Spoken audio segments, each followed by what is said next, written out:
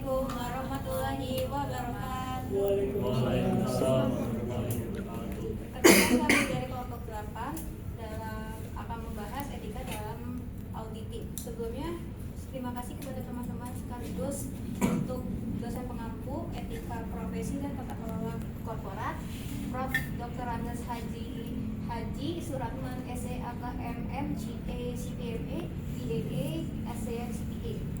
Sebelumnya izinkan kami perkenalkan masing-masing. Saya Nafisa Sindarani, Saya Indonesia. saya Ridho Farida.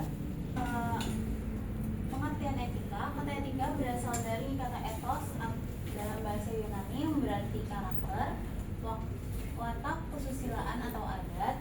Sebagai suatu subjek, etika berkaitan dengan konsep yang dimiliki oleh individu ataupun kelompok untuk menilai apakah tindakan-tindakan yang telah dikerjakannya itu salah atau benar, buruk atau baik. Etika dapat didefinisikan secara luas sebagai seperangkat prinsip atau nilai didefinisikan secara luas.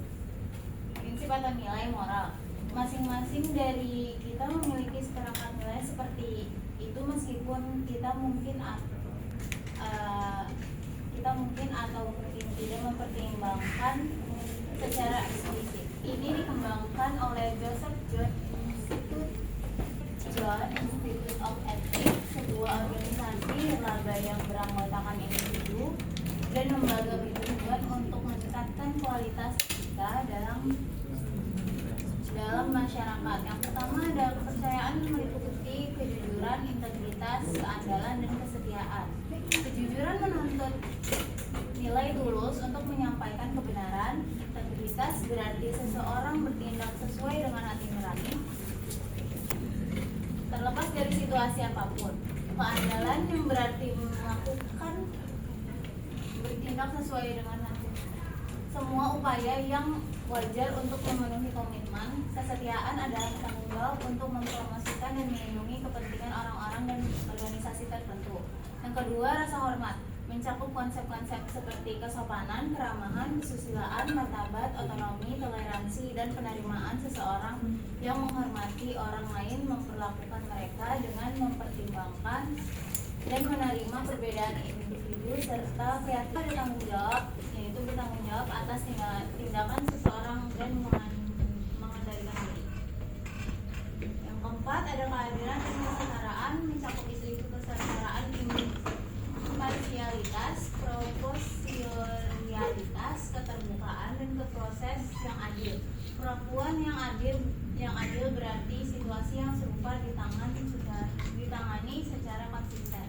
Yang kelima, yang berarti benar-benar peduli terhadap kesejahteraan orang lain dan mencakup bertindak secara altruistik serta menunjukkan kebaikan hati. Dan yang terakhir, kewarganegaraan mencakup mematuhi hukum dan melakukan bagian yang adil untuk menjaga kelancaran masyarakat, termasuk kegiatan seperti memilih, menjadi anggota juri, menghemat sumber daya, dan memberikan lebih dari yang diterima. Selanjutnya masuk ke dilema etika, situasi ketika seseorang menghadapi dua atau lebih pilihan yang sama-sama memiliki nilai moral. Namun jika memilih salah satu maka akan melanggar nilai moral yang lain. Contoh sederhana yaitu menemukan cincin bagian yang harusnya memutuskan apakah akan mencoba menemukan pemiliknya atau menyimpannya. Selanjutnya masuk ke pembentukan khusus terhadap perilaku etis dalam profesi. Masyarakat kita telah memberikan makna khusus pada istilah profesional. Para profesional diharapkan berperilaku pada tingkat lebih tinggi daripada kebanyakan anggota masyarakat lainnya.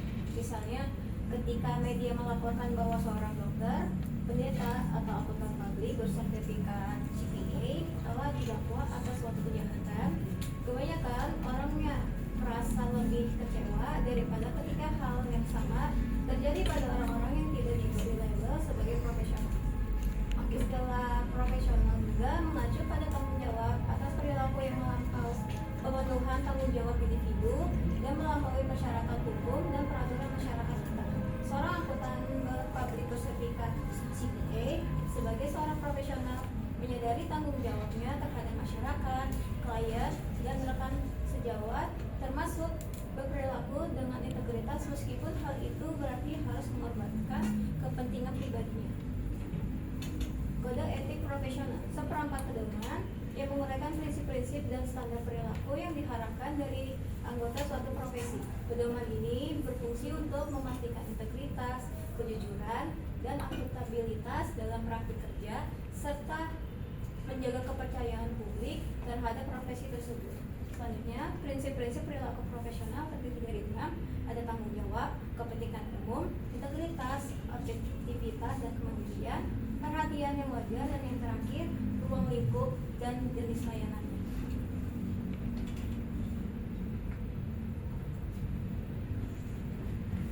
Selanjutnya, masuk ke kerangka konseptual untuk aturan perilaku. Yang pertama ada identifikasi ancaman. Ketika seorang anggota menghadapi hubungan atau keadaan yang tidak secara khusus ditangani oleh aturan atau interpretasi, anggota harus mengevaluasi apakah hubungan atau keadaan itu menciptakan ancaman atau mungkin mengikuti aturan tersebut. Selanjutnya ada evaluasi signifikan ancaman. Dalam mengevaluasi signifikannya ini, anggota juga harus menentukan apakah ancaman tersebut berada pada tingkat yang dapat diterima. Ancaman berada pada tingkat yang dapat diterima ketika pihak ketiga yang masuk akal dan informasi yang mengetahui informasi yang relevan diharapkan untuk menyimpulkan bahwa ancaman tersebut tidak akan membahayakan kepatuhan anggota terhadap aturan. Selanjutnya, mengidentifikasi dan menerapkan perlindungan.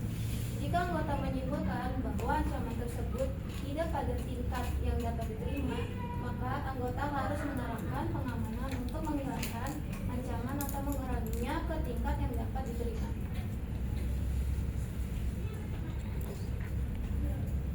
Lalu kita masuk ke bagian Sarbanes-Oxley dan persyaratan kemandirian. Auditor perusahaan publik harus mematuhi persyaratan independensi dari Undang-Undang Sarbanes-Oxley serta persyaratan PCAOB dan SEC. Aturan SEC lebih lanjut membatasi penyediaan layanan non-audit untuk klien audit dan juga mencakup pembatasan pada pekerjaan mantan karyawan firma audit oleh klien dan menyediakan rotasi bagian audit untuk meningkatkan independensi. Undang-Undang Sarbanes-Oxley dan aturan SEC membatasi tetapi tidak sepenuhnya menghilangkan jenis layanan non-audit yang dapat diberikan kepada klien audit publik. 9 layanan berikut dilarang. Yang pertama adalah pembukuan dan layanan akuntansi lainnya. Yang kedua, desain dan implementasi sistem informasi keuangan. Yang ketiga adalah layanan penilaian atau layanan penilaian.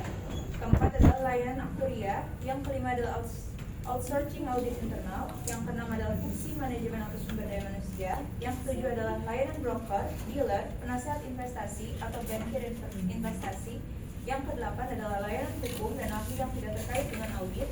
Yang kesembilan adalah setiap layanan lain yang ditentukan oleh PCAOB berdasarkan peraturan tidak diizinkan.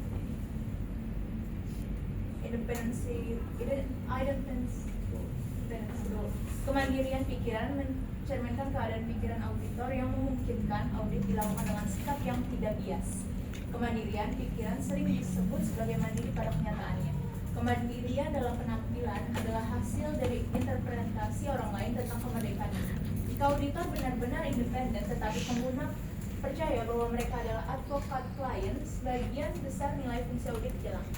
Kode ACPA melarang anggota yang tercakup untuk memiliki saham atau investasi langsung lainnya dalam klien audit terlepas dari materialitas karena berpotensi mempengaruhi independensi audit aktual, independensi pikiran, dan tentu saja memungkinkan akan mempengaruhi persepsi pengguna tentang independensi auditor.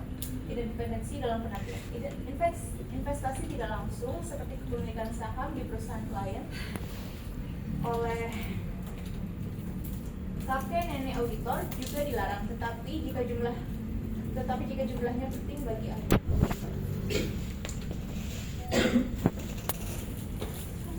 Kesimpulannya, etika profesi merupakan pedoman penting yang menuntut profesional untuk menjaga integritas, kejujuran, dan tanggung jawab. Kode etik berfungsi melindungi martabat profesi, membantu menyelesaikan dilema etika dengan tepat, serta menjaga kepercayaan publik. Independensi auditor juga sangat penting karena menjadi dasar keandalan hasil audit. Dengan penerapan etika profesi yang konsisten, terpercaya kepercayaan masyarakat meningkat dan profesionalisme tetap terjaga. Sekian dari kelompok 8. Kurang lebihnya mohon maaf.